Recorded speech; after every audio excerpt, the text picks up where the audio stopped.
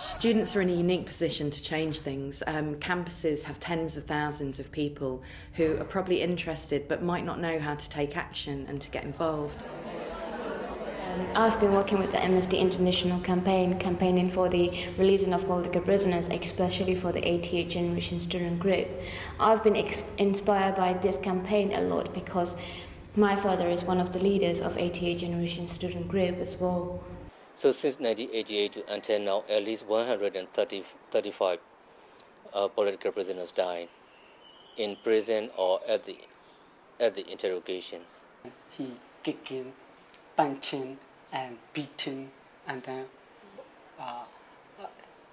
put a hood and then a shaker. I have to sit on the sun under the sunshine for 2 days, beating a lot, kicking a lot. At that time, this left ear is bleeding. They put the prison and beating, torture. Then, we found that what we have believed is right. The regime is evil. That's why I always used to say to the students, come on, you have freedom. Use it. You have voices. Use it. And you have to use it for the not only they use for these people who are suffering in the corner of the world.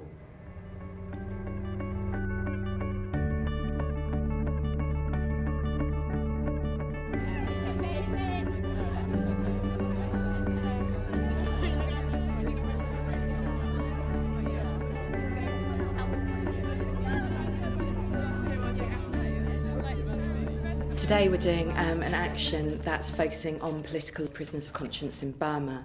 We're going to be taking the action to central London near Liverpool Street Station and asking people to get involved with the campaign. I've come on my own, which is a bit of an adventure. I wasn't 100% sure I should come on own, but everyone's been really friendly and nice and welcoming, and we're sort of discussing our actions, kind of getting ideas what else we can do throughout the year at our university groups. I think the demonstration is going to be absolutely phenomenal. It's a beautiful day out, so I think we're going to get lots of people out at Liverpool Street Station, and I'm hoping we're going to attract a lot of attention. Each demo we do is different, and I think the student groups, if they're doing this, can make it their own. But some of the things that people are in prison for Burma are really ridiculous, like reading outside newspapers or accessing Facebook pages that the military don't want them to see. This is an issue that sort of affects me as a student. We spoke with a Burmese student yesterday named Wei, who was talking about the difference between a Burmese university and a UK university. And to think that if I was a student in Burma, I couldn't meet with my friends after midnight, I couldn't be in groups of 5, I couldn't talk about politics, it makes me want to help them so much because those are freedoms I enjoy. So I guess I can relate it very much to my own life. I didn't know very much about Burma before coming here. I'd obviously heard the stuff in the news from the 2007 non-violent uprising from the monks and other activists. So yeah, going back and finding out about new things and hearing new stories from different people, that's really sort of interesting and kind of gets your motivation back up to do stuff. My father was arrested for the first time and sentenced for 8 years imprisonment when I was only 5 months old. And I first saw him in the prisons when I was only 4 years old. And I can only touch his finger. Apart from that, I couldn't have a hug or cuddle from my father. And he was released in 1996 when I was 8 years old, and he's still going on doing campaigning for freedom and democracy in Burma. In 2007, those 88 generation student group were marched down on the street and more than 500 people followed them, but they were arrested and sentenced for 65 years just for this. I'm trying as I can campaigning to get freedom in Burma, but sometimes I'm thinking that if it is too late, what will happen? What will happen if I never see my father again? Wei's story was extremely compelling. I think Wei really helped put a face to this campaign because she was talking about how she doesn't get to speak to her father, can't write to her father, can't visit her father. And I was thinking about how much I miss my own dad, but I can write to him, I can call him, and that's fine, but she doesn't have those opportunities.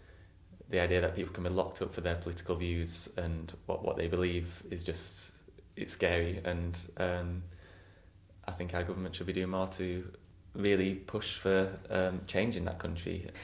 We're really lucky in this country. We have massive freedoms, we have democracy, and we can use that to help people who aren't living in that situation. So if you can take a few minutes out of your day to sign a petition, to add your name to a list of people who think that what's going on is wrong, these things do change situations and they do actually save lives.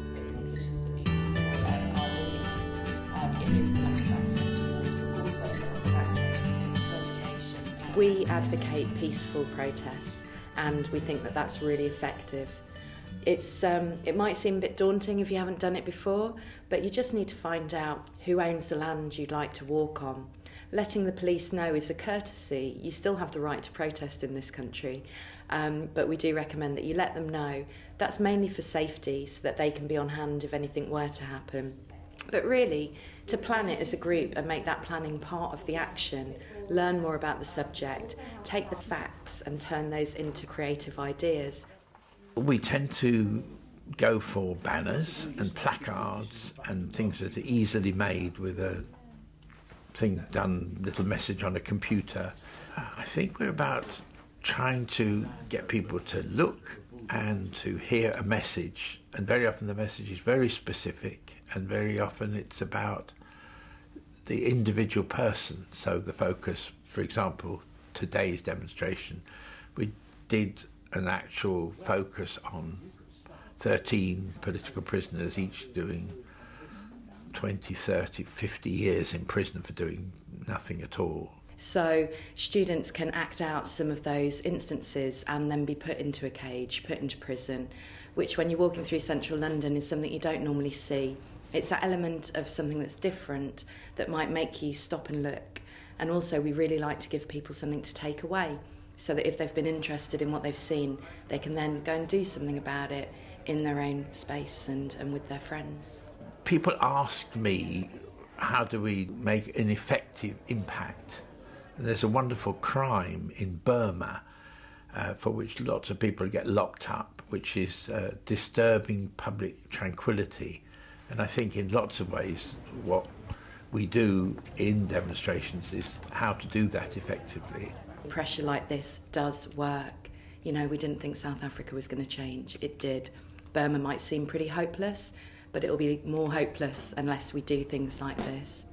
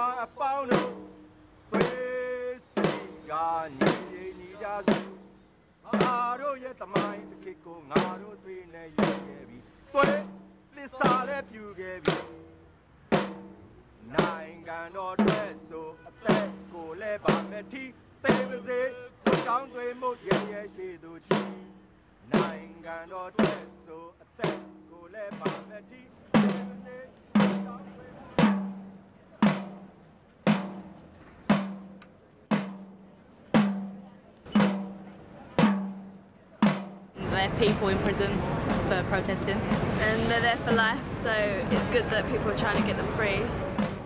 It's not publicised in the press so much, so it's difficult. You don't really know about it until someone does something like this. Thank you very much, that's fantastic. It's a really moving demonstration, I think, really sombre and sums up the mood quite well.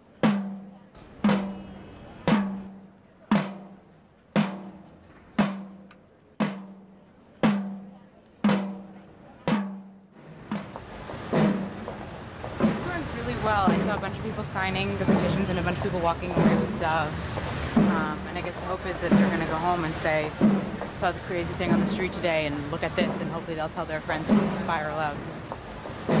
I think most people are happy to engage and get involved with stuff if they're given the opportunity, and generally you get a good reaction on this kind of thing. Most people know Amnesty International, it's got a good reputation, and they're happy to sort of put their name down and stuff with the Amnesty logo on. They recognise it, and in support of it.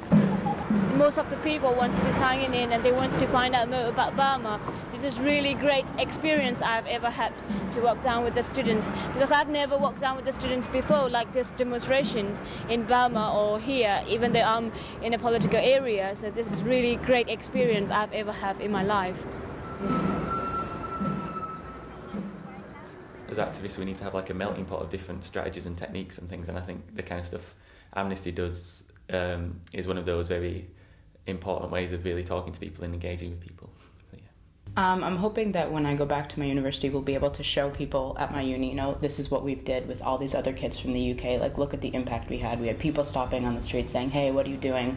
What is this? I really hope the Amnesty student groups use the position they're in to be fiery advocates of amnesty and human rights, and to open that door to campaigning to many other people.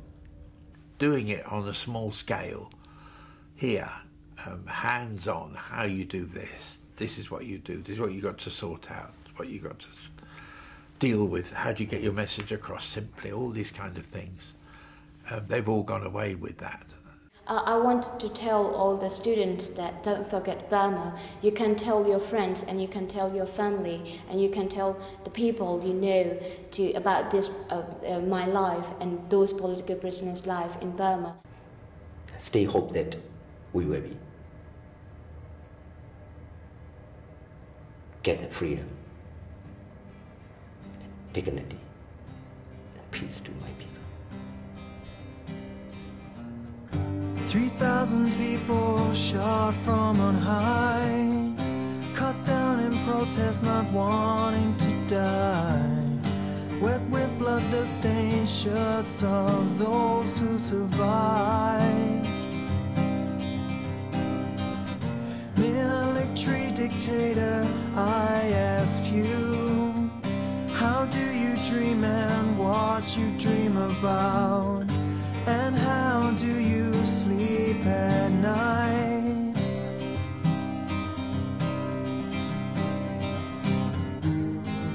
Now's the time to engage, the future scribed on an empty page.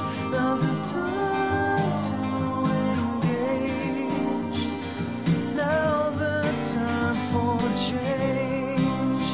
Lock away our leaders,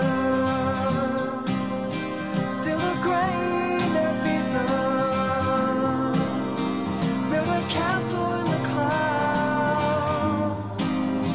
paranoid by numbers, you rob our futures now. Now, military dictator, I ask you, stop with your promises. A promise without consequences, a lie. How much more can we take while foreigners they take your bait? We don't stand and hurt in vain. Beyond our bodies, our souls will rise again.